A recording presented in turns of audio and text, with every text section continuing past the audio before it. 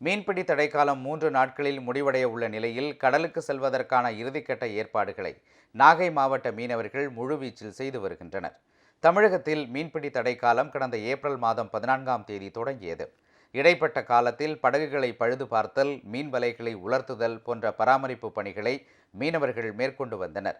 மீன்பிடி தடைக்காலம் வரும் 14ஆம் தேதி நள்ளிரவுடன் நிறைவடைய உள்ள நிலையில் கடலுக்கு செல்வதற்கு மீனவர்கள் ஆயத்தமாகி வருகின்றனர்.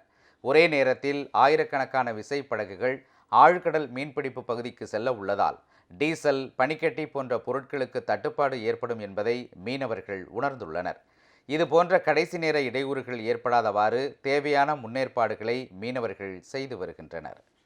500 போட்டு 600 போட்டு இருக்குது. அவங்க எல்லாத்துக்கும் ஒட்டுமொத்தமாக ஒரே நாளில் கிடைக்காது. இப்போ கிடைக்கிற பட்சத்தில் வந்துக்கிட்டு நாங்கள் முன்கூட்டியே ஒரு வாரத்துக்கு முன்கூட்டியே எல்லாத்தையும் ஏற்றுற தருணம் வருது. அப்படி இருக்கும்போது ஐசி டீசல்லாம் ஒரு வாரத்துக்கு முன்கூட்டியே எல்லோரும் நாங்கள் ஏற்றுறதுனால போட்டு, இன்ஜினு, ஐஸ் பாக்ஸு, பேட்ரி எல்லாத்தையும் வந்துக்கிட்டு ரெடி பண்ணி வச்சுக்கிட்டு இருக்கோம். வலையெல்லாம் சரி பண்ணி பழுது பார்த்து சரி பண்ணி முன்கூட்டியே ஏற்றி ரெடி பண்ணி வைக்கிறோம். 14ஆம் தேதி வரலாம் ஒட்டுமொத்தமாக கடலுக்கு போகிறதுனால மீன் எங்கே கிடைக்கும்னுலாம் யாருக்கும் தெரியாது, எந்த தகவலும் கிடைக்காது எங்களுக்கு.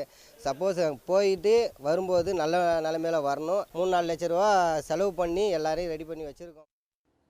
2 மாதங்களுக்கு பிறகு கடலுக்கு செல்ல உள்ளதால் கடலில் அதிக அளவில் மீன்கள் கிடைக்கும் என நம்பிக்கையுடன் இருப்பதாக மீனவர்கள் தெரிவித்தனர்.